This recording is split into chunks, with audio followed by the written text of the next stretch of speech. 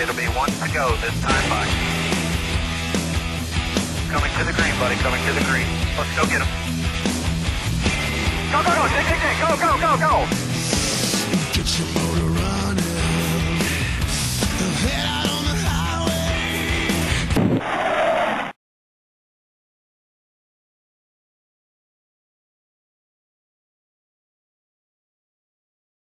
That often. I mean, once every 5 years or so.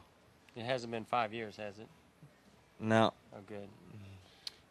All right, we're also joined up here at the podium by our second quickest in today's qualifying, and that's Jeff Gordon, driver of the number 24 DuPont Chevrolet. Jeff, talk about your qualifying effort in advance of tomorrow night's race. No, a great effort for us. Very happy with that.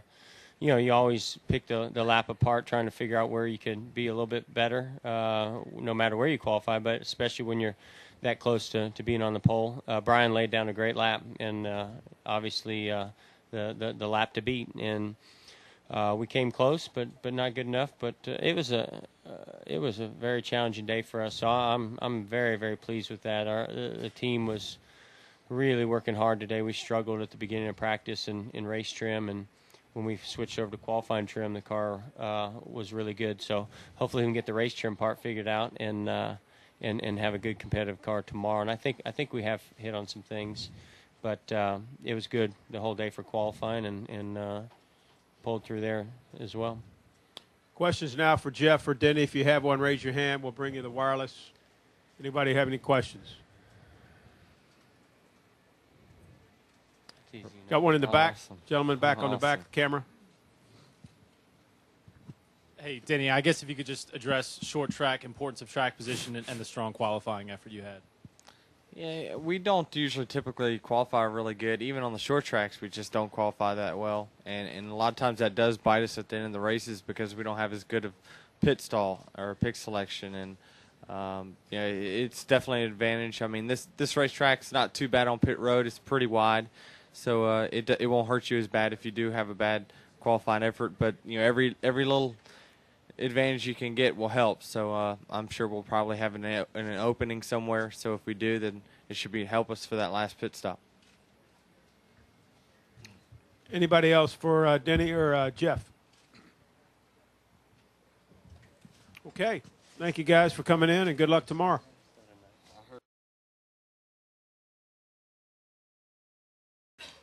Okay, our pole sitter for tomorrow night's Crown Royal presents the Russ Friedman 400 is Brian Vickers. He drives the number 83 Red Bull Toyota.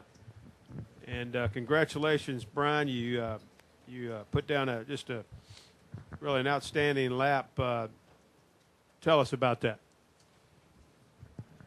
Well, it was a great lap. The car was unbelievable. I told the guys when I came across the line that it was a pretty good one. Whether or not I was going to be able to hold up, I wasn't sure. I knew that myself and Jeff and Jimmy were all very close in practice. All three had really good cars. And the sun popped out pretty bright when we ran our lap. And I wasn't sure if that was going to make the difference, but I knew that, I couldn't ask any more out of the car. The Red Bull team did a tremendous job. We didn't unload where we wanted to be. We struggled through a lot of bad changes throughout practice, but the guys really turned it around, which is difficult to do. Once that momentum starts heading in the wrong direction, it's very difficult sometimes to turn it around. But we did turn it around, and we had a really good car by the end of practice, and made it even better for qualifying, and the lap held.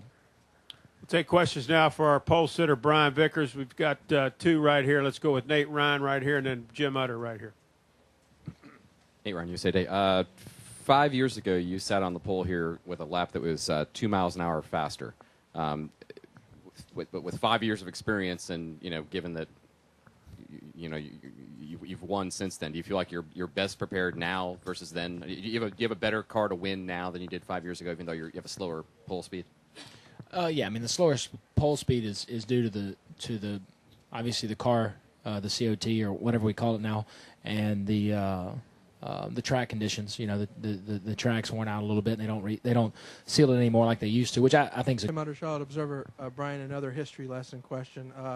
5 years ago, you started from the pole and finished 8th, which were until today your well, hopefully till tomorrow, your best finish since then was, I think, 24th. Is what's transpired in those years generally here? Is it still a track that you enjoy competing at? Yeah, it is one of my. I do enjoy Richmond. It's probably not my favorite racetrack. Not because there's necessarily anything wrong with it or anything particular I dislike about it. There's just others I like more. But I do like coming here. It's a great racetrack. I think it's a great race for the fans. It is. It's a very easy track to get beside someone. It's a very difficult track to complete the pass, which can be very frustrating in the race. The short tracks, especially since I moved to Red Bull Racing, have definitely not been our best. With a new team, you have to pick and choose, and we picked to focus on the intermediate tracks, which was the logical choice, because there's more of them. And we're just now starting to focus on short tracks. We made a big effort towards the end of last year, and primarily over the off season, to focus on short tracks.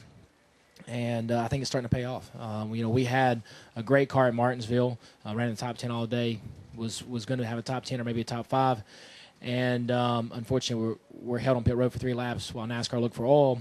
There wasn't any, and we were let go, but it didn't matter. We were 3 laps down.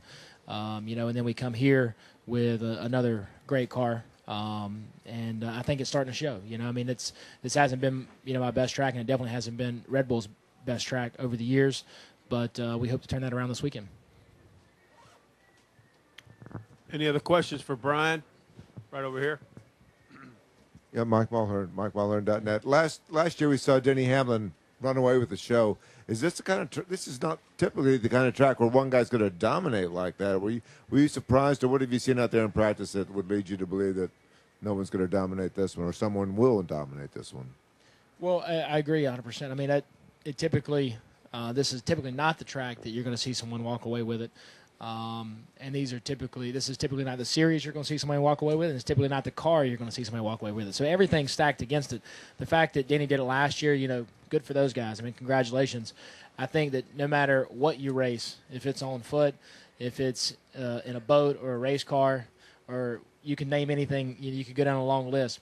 Sometimes you're going to have a group of individuals that just put every piece together better than anyone else, and they're going to dominate. I mean, that's part of any sport. That's never going to go away. It could happen tomorrow night. It's probably not very likely. I think it's very unlikely that's going to happen. But it's going to happen. You're going to have races where that happens. And to be honest with you, I mean, I really hope that we stink up the show tomorrow night. That would be fantastic if we could just walk away with it. But I don't anticipate that. Any other questions for Brian? Okay, Brian, great job out there tonight, and good luck tomorrow night. Thank you very much. Thank you.